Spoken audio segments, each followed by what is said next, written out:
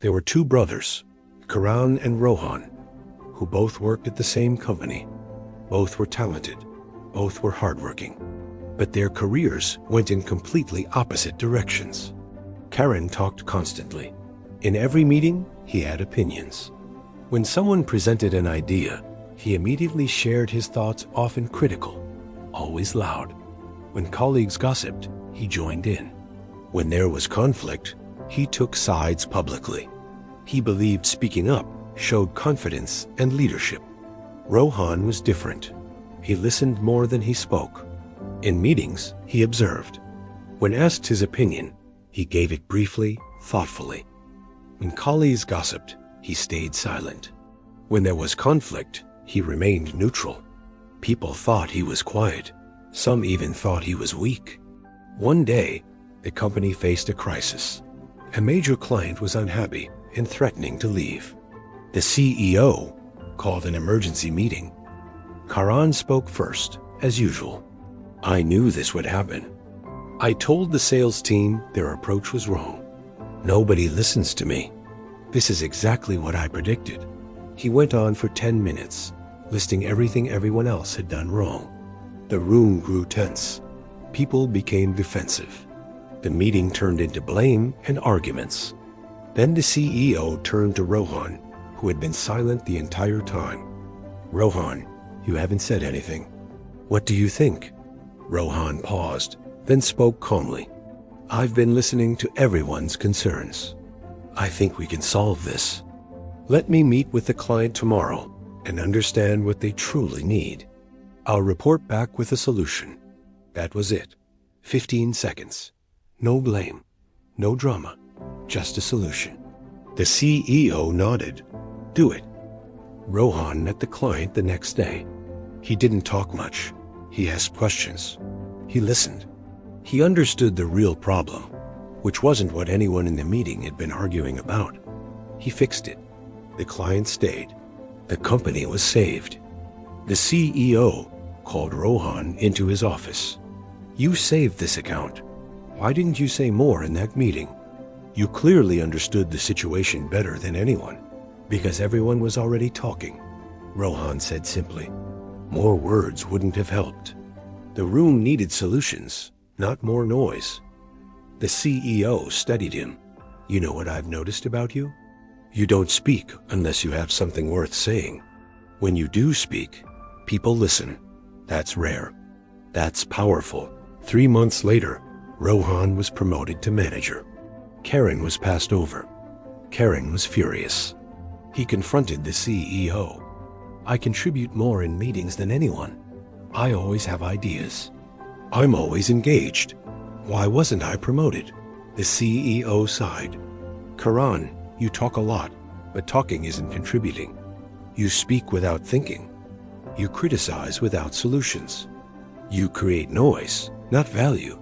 Leaders don't need to be the loudest person in the room. They need to be the wisest. That conversation shattered Karan's understanding of power.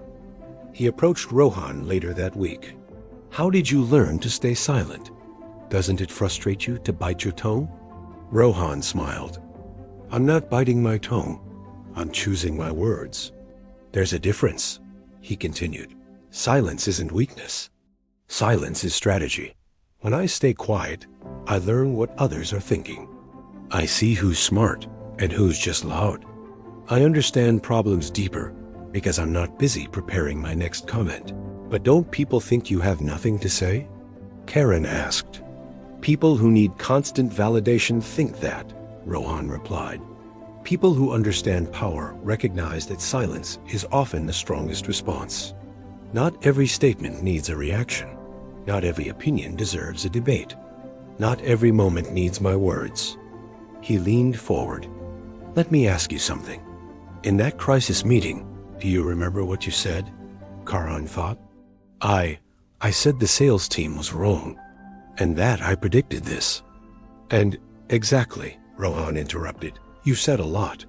But can you tell me what anyone else said? Karan couldn't. That's the problem with talking too much. Rohan explained. You so focused on what you're going to say next that you miss what is actually happening. You're broadcasting, not learning. You're performing, not solving. So you just stay silent? Karen asked. I stay silent until my words add value, Rohan said. I ask myself 3 questions before I speak. Is it true? Is it necessary? Is it kind? If it's not all 3, I don't say it, he continued. Silence gives me power in 3 ways. First, people underestimate me. They talk freely around me, revealing things they wouldn't say to someone who talks too much. Second, when I do speak, people lean in. They know it matters. Third, I save my energy for action instead of wasting it on words. Karen absorbed this. So silence is strategic? Always, Rohan said. In negotiations, the person who speaks first loses. In conflicts, the person who stays calm controls the room. In life, the person who observes more than they react understands more than those who react more than they observe. 1 year later, Rohan was promoted again, this time to director.